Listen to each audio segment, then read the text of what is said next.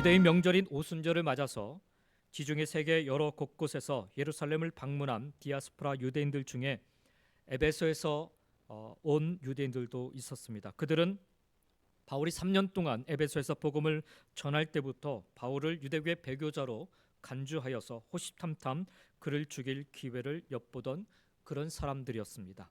심지어는 체포조 혹은 살인조를 꾸려가지고 바울을 쫓던 그런 무리들이기도 하였습니다. 그들이 예루살렘 성전에서 바울을 보자마자 그곳에 모인 사람들을 선동하기 시작했습니다. 바울이 유대인과 율법과 성전을 무시하면서 사람들을 그릇 가르쳐 왔을 뿐만 아니라 심지어 이방인을 성전으로 끌어들여서 거룩한 성전을 더럽혔다라고 모함하고 선동을 하였던 것입니다. 사실 그것은 모두 사실이 아닌 단지 바울을 죽이기 위한 거짓 모함이었지만 성전에 모여 있던 사람들은 너무나도 쉽게 그들의 소리에 귀를 기울이고 또 쉽게 선동당하고 말았습니다. 에베소로부터 온 유대인들로 인한 그 거짓 모함의 소문은 삽시간에 예루살렘 시내로 다 퍼져나갔고 그 소문에 분노한 예루살렘의 유대인들은 성전으로 몰려들기 시작했습니다. 그리고는 그들은 바울을 보자마자 바울을 붙잡아 두 손을 묶은 뒤에 바울을 성전 바깥으로 질질 끌어내었습니다. 그와 동시에 예루살렘 성전을 관리하는 레위인들은 성전으로 통하는 문들을 모두 닫아 걸어버렸습니다. 다시 못 들어오도록 한 것입니다. 그리고는 오늘 본문 31절에 이렇게 말씀하고 있습니다. 그들이 그를 죽이려 할 때 온 예루살렘이 요란하다는 소문이 군대의 천부장에게 들렸다라는 것입니다. 유대인들이 바울을 성전 바깥으로 질질 끌고 나간 것은 성전 모독죄로 바울을 쳐 죽이기 위함이었습니다. 그리고 그들이 바울을 죽이려 할 때 바로 그때였습니다. 여기서 얘기하는 때 바로 그 순간을 의미하는 것이 아니라 유대인들이 바울을 성전에서 질질 끌고 나와서 죽이려 하던 그 장면과 겹쳐서 일어난 또 다른 장면을 보여주기 위한 그런 표현인 것입니다. 에베소 유대인들의 거짓 모함에 바울을 죽이려고 성전으로 몰려간 예루살렘의 분노한 유대인들이 조용히 이를 처리할 일은 만무했습니다. 사람을 쳐 죽이려는 그 분노한 군중이라면 제정신일 리가 없지요. 그들이 바울을 죽이려고 얼마나 괴성을 지르며 그를 성전 바깥으로 끌어내었는지 온 예루살렘이 요란하였다라는 이 보고가 즉시로 그 예루살렘을 관장하고 있던 로마 군대의 천부장에게 보고되어 올라갔습니다. 우리말로 요란하다라고 번역된 헬라어 동사 쉰케오라는 단어는 홍수가 범람할 때의 광경을 묘사하는 그런 단어입니다. 바울을 죽이려 하는 유대인들의 소동은 그 정도로 어마어마했고 예루살렘 치안 책임자였던 로마 군대 천부장에게 그 사실이 곧장 보고되었던 것입니다. 휘하에 1000명의 군사를 거느린 지휘관이었던 그 천부장의 이름은 사도행전 23장 26절에 의하면 글라우디오 루시아였습니다. 32절에 보니까 그가 급히 군인들과 백부장들을 거느리고 달려 내려가니 그들이 천부장과 군인들을 보고 바울치기를 그쳤다라고 말씀합니다. 당시 예루살렘의 로마군 수비대는 성전 북서쪽에 안토니아 요새에 주둔하고 있었다고 합니다. 이 요새에서는 성전이 높은 위치에 있었기 때문에 성전이 내려다 보였고 그 성전에서 그래서 일어나는 모든 일들을 감시할 수 있었다고 합니다. 게다가 요새의 중간 계단이 성전 바깥들과 연결이 되어 있어서 성전에서 만약 무슨 일이 일어나면 요새의 군인들은 지체 없이 이 성전 안으로 출동할 수 있게끔 그렇게 세워져 있었다고 합니다. 천부장 루시아는 소동이 일어났다라는 이 보고를 받자마자 급히 휘하에 군사를 거느리고 안토니아 요새에서 현장으로 즉시로 달려 내려갔습니다. 천부장이 현장에 도착했을 때는 유대인들이 바울을 죽이려고 바울을 막 치고 있었던 중이었습니다. 우리말로 치다라고 번역된 이 헬라어 동사 팁토라는 단어는 그저 주먹으로 치든 손바닥으로 치든 이 정도의 가격이 아니라 흉기를 사용하여서 상대를 가격하는 그런 일체의 아주 가압적인 그런 폭력 행위를 뜻하는 동사입니다. 그렇게 집단으로 바울을 폭행하던 유대인들은 갑작스러운 천부장과 군사들의 출동에 일단 바울을 폭행하는 것을 멈추게 됩니다. 33절에 그러죠. 이에 천부장이 가까이 가서 바울을 잡아 두세 사슬로 결박하라 명하고 그가 누구이며 그가 무슨 일을 하였느냐 물으니 라고 합니다. 현장에 도착했던 천부장은 부하들에게 두 손이 묶인 채 분노한 유대인들에게 죽음의 그 몰매를 맞고 있었던 바울을 아예 꼼짝할 수도 없게끔 두 쇠사슬로 그의 상체를 결박하도록 명령합니다. 이상하지 않습니까? 예. 지금 막 구타를 당하고 있는 사람인데 그 사람을 보호하기는커녕 지금 묶여 있는 그 바울을 오히려 쇠사슬로 묶으라 그렇게 명령을 하였던 것입니다. 그 이유는 38절에 따르면 이 천부장이 유대인들이 죽이려 했던 이 바울을 폭동을 일으키다가 도망간 4천 명의 그 칼자비들과 함께 광야로 잠적해버린 한 이집트인으로 그렇게 오해를 한 까닭이었습니다. 그리고 천부장은 사실 여부를 확인하기 위해 바울을 죽이려던 유대인들에게 바울의 신원이 누구인지, 바울이 무슨 잘못을 저질렀는지를 묻습니다. 34절에 그러죠. 무리 가운데서 어떤 이는 이런 말로 또 어떤 이는 저런 말로 소리치거늘 천부장이 소동으로 말미암아 진상을 알 수 없어 그를 영내로 데려가라 명하였다라고 말씀하고 있습니다. 천부장이 묻는 물음에 바울을 죽이려던 이 유대인들이 각기 저마다 다른 말로 막 소리쳐 대답하느라고 그들의 소리가 한데 엉켜서 천부장이 도무지 진상을 제대로 파악할 그런 상황이 되지 않았다라는 거예요. 그래서 그는 부하에게 쇠사슬에 결박당한 바울을 안토니아 요새로 연행해 가도록 그렇게 명령한 것입니다. 자신의 요새 안에서 바울을 따로 신문하기 위함이었던 것입니다. 그리하여 천부장의 명령을 받은 군사들은 쇠사슬에 결박당한 바울을 안토니아 요새로 연행해 갔습니다. 그러나 분노한 유대인들은 그 상황을 도저히 받아들일 수가 없었습니다.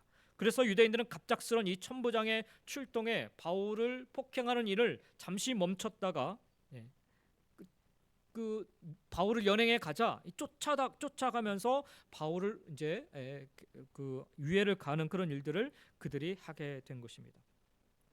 그들이 바울이 이방인을 성전으로 끌어들여서 성전을 더럽혔다라는 에베소 유대인들의 거짓 모함을 기정사실로 받아들이고 있었기 때문에 유대인들이요, 성전을 모독한 바울을 처형하는 것은 자신들의 권리이자 의무라 그렇게 믿고 있었기 때문에 이런 지금 소동을 계속해서 벌이고 있는 것입니다. 통상 다른 어떤 그런 범죄 사실에 의해서 로마군이 딱 들어와서 점령을 하고 로마군이 그 사건을 잊혀버렸을 경우에는 더 이상 어떠한 행위도 할 수가 없습니다. 유대인들의 그 고난 자체가. 그렇지만 단 하나, 성전을 모독했다라는 것 자체는 이 로마 군인의 고난 밖의 일이었습니다. 그래서 그들은 바울을 잡아가는 이 사건, 이 상황을 용납하기가 어려웠던 것입니다. 그래서 바울을 끝까지 쫓아가서 바울에게 가해를 강한 것입니다. 그것이 35절, 36절의 내용인 것입니다. 바울이 층대에 이를 때, 다시 말하면 그 로마 군대의 그 요새에 이르렀을 때 무리의 폭행으로 말미암아 또다시 쓰러지게 됩니다. 그래서 군사들에게 들려가니 이는 백성의 무리가 그를 없이하고자 외치며 따라 가밀어라 라고 말씀하고 있습니다. 갑작스럽게 그들의 폭행이 얼마나 심했던지 쇠사슬에 결박당한 몸으로 쓰러진 바울은 자기 힘으로 일어서지 못할 정도에 이르렀습니다. 그래서 군사들은 유대인들을 제지하면서 쓰러진 바울을 들어서 층계 위로 옮기게 된 것입니다. 아까도 말씀드렸지만 유대인의 종교법에 의하면 유대인에게만 허락되는 성전 안으로 들어간 이방인이나 이방인을 끌어들인 유대인은 반드시 처형한다라고 적혀 있습니다. 이 사실은 로마 당국에 의해서도 묵인이 되고 있는 그런 상황이었습니다. 그래서 유대인들은 성전을 모독하였던 바울을 죽이기 위해 그를 내어놓으라고 계속해서 따라가며 소리를 질렀던 것입니다. 여러분, 사실 바울은 살인 강도짓을 범했거나 반인륜적 범죄를 저지른 그런 흉악범이 아니었죠. 정치적으로 음모를 꾸민 시국사범도 아니었습니다. 지난 10여 년 동안 그가 한 일이라곤 지중해 세계를 세 차례나 누비고 다니면서 주님의 복음을 전한 것밖에 없었습니다. 그것도 잘 먹고 잘 살면서 호의호식하면서 그렇게 돌아다닌 것이 아니었죠. 선박을 이용하는 구간이 아니고서는 아무리 먼 길이어도 걸어 다녀야 했던 사도 바울은 노숙하는 것은 다반사였고 또 마른 빵으로 끼니를 때우고 노상에서 노숙하는 그는 늘 추위와 배고픔과 싸워야 했습니다. 길에서 강도를 만나 낭패를 당하기도 했고 풍랑으로 죽음의 고비를 넘기기도 했습니다. 가는 곳마다 그를 배교자라 그렇게 간주하여 죽이려는 유대인들의 살해 위협과 또 폭력에 시달려야만 했고 억울하게 매질당하고 또한 감옥에 투옥당하기도 했습니다. 그러나 그는 그 어디에서도 법을 어긴 적이 없었고 그 어떤 경우에서든 신앙 양심을 저버린 적이 없었으며 자신에게 불의를 행하는 자들에게 불의로 결코 맞선 적도 없었습니다. 그는 온갖 악조건 속에서도 주님의 증인으로 걸어야 할 그 정도만 걸었던 것입니다. 그리고 10여 년에 걸친 세 차례 전도 여행을 총결산하면서 이제 생애 마지막으로 예루살렘을 방문하였던 것입니다. 그렇다면 우리 하나님께서 하나님 당신을 위해 그토록 수고하고 헌신한 이 사도 바울을 인간들이 보기에 최선의 방법으로 환대해 주심이 마땅하지 않겠습니까? 하지만 바울 앞에 펼쳐지고 있는 현실은 그와는 정반대의 상황, 사건들이었습니다.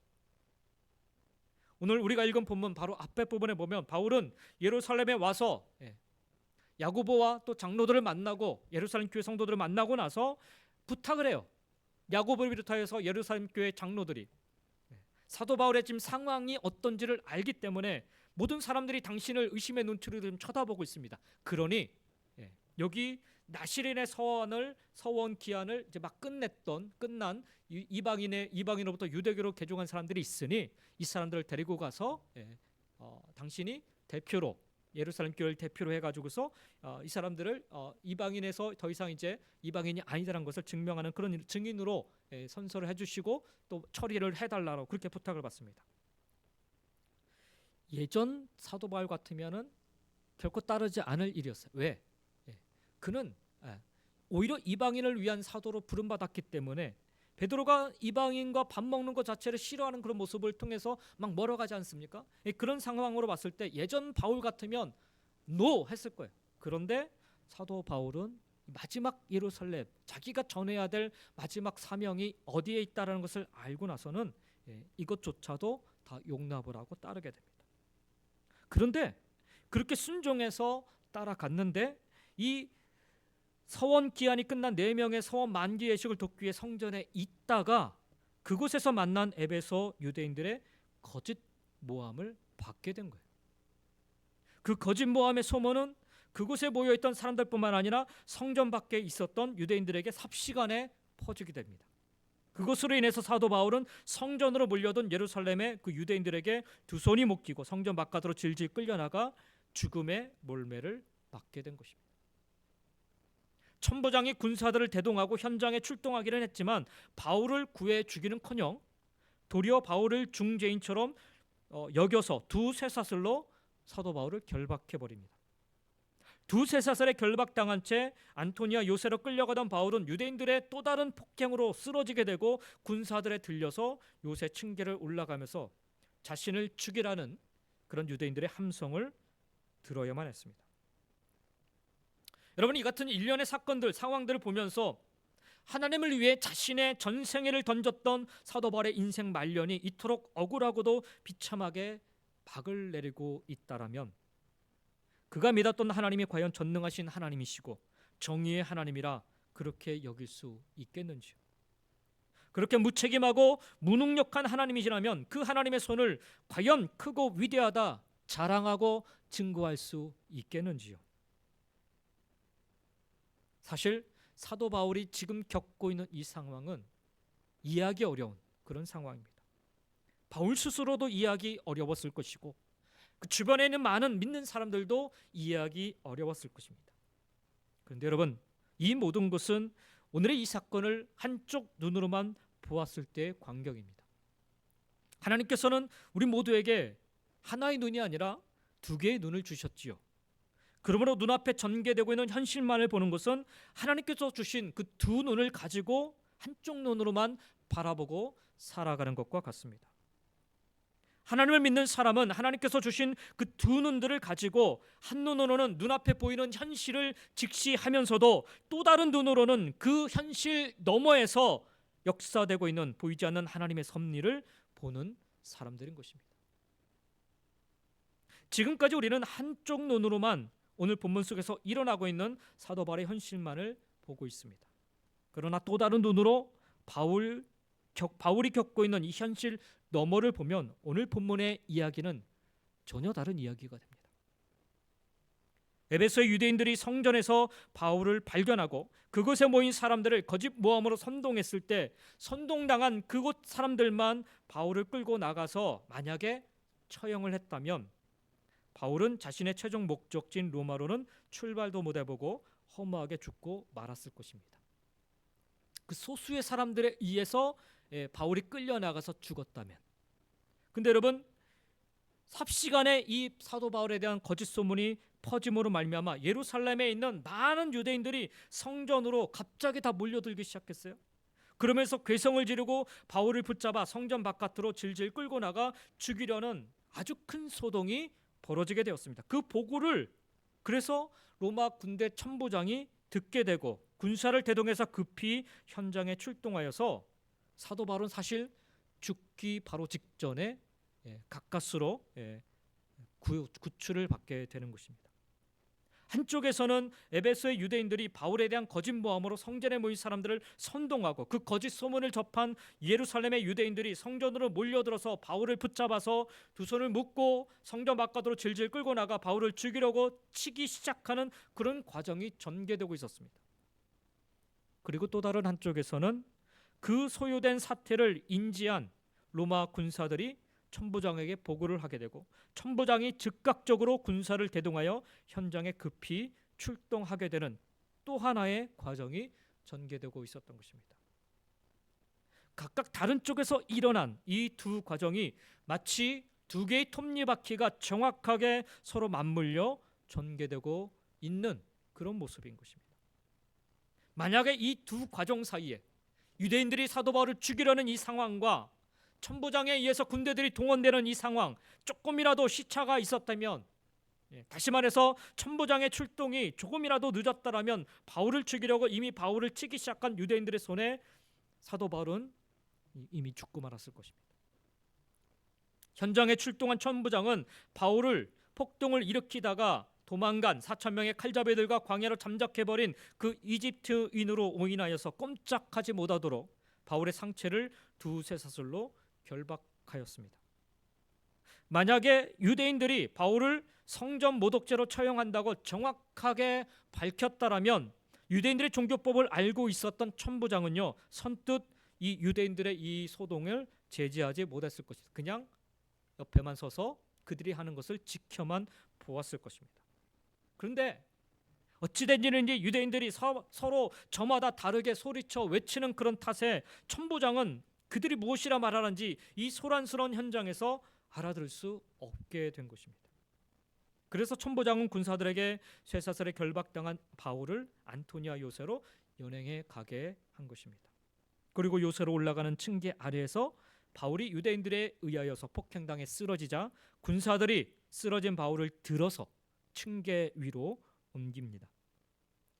두세 사슬에 결박당한 바울이 로마 군사들에 의하여서 로마군의 요새로 들려서 옮겨졌다라는 것은 그때부터 바울은 로마 제국의 죄수가 되었음을 뜻합니다.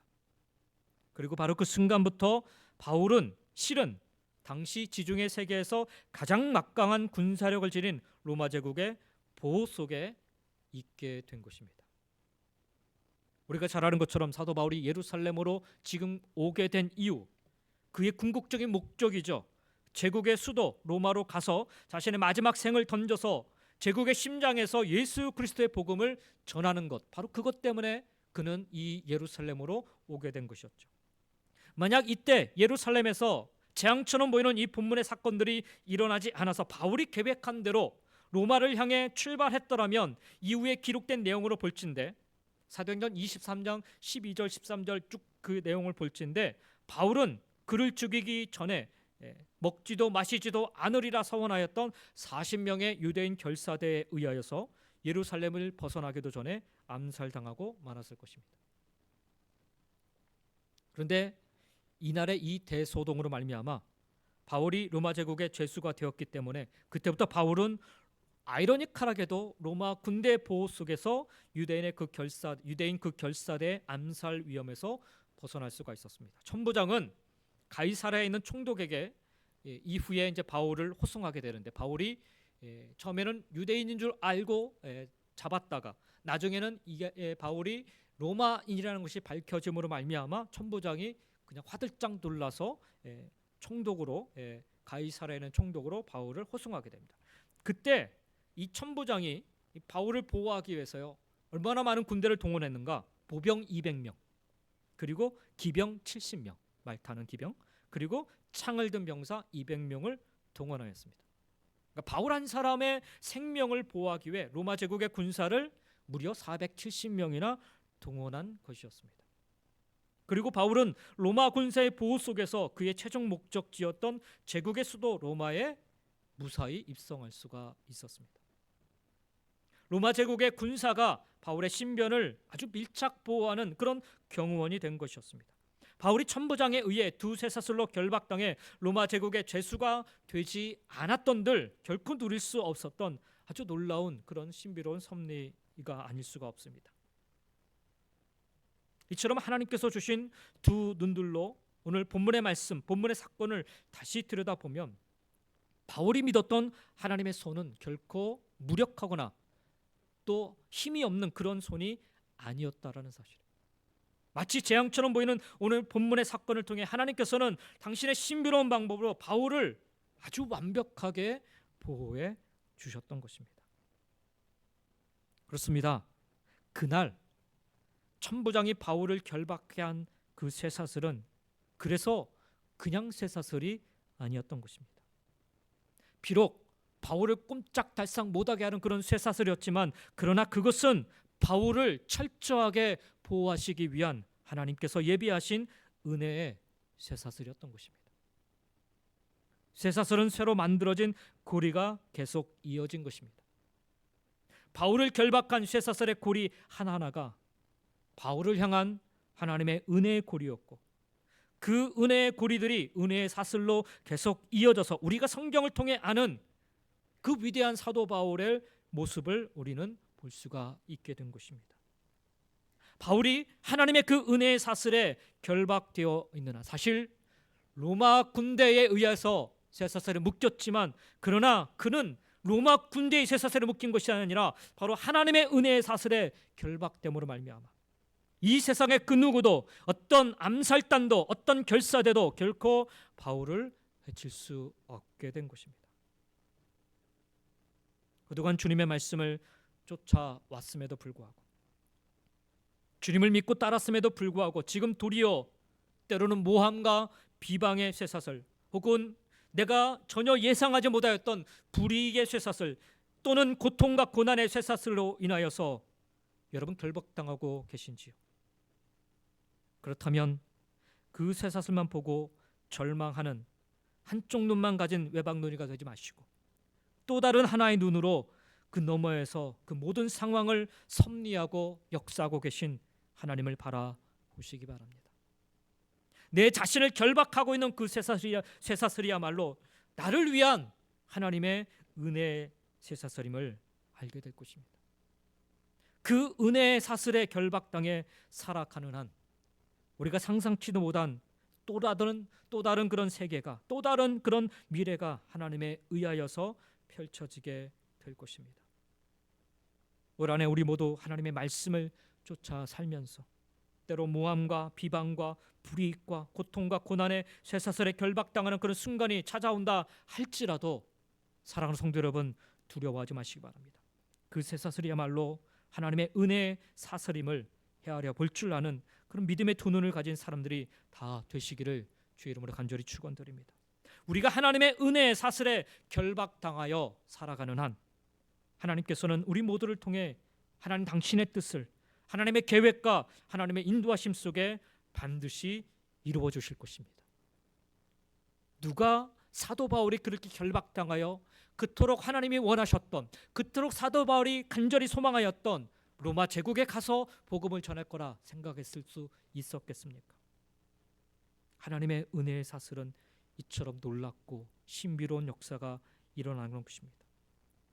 하나님 당신의 은혜의 사슬에 결박당한 바울을 통해 로마 제국이라는 나라를 복음으로 새롭게 하신 것처럼 오늘 우리도 그렇게 하나님의 은혜의 사슬에 결박당하여 살아가는 한 하나님의 뜻, 하나님의 역사와 계획 반드시 이루어지게 될 줄 믿습니다. 그러므로 한눈으로는 오늘의 삶을 여러분 철저하게 직시해 보면서 살펴보시면서 또 다른 한눈으로는 우리의 삶 너머에서 오늘도 역사하고 계신 그 하나님의 손길을 기억하며 나를 옥죄는 쇠사슬이 하나님의 은혜의 쇠사슬임을 깨닫는 저와 여러분 모두가 다 되시기를, 그리고 그 믿음과 소망으로 오늘을 견디고 이기며 살아가시기를 예수님의 이름으로 간절히 축원드립니다.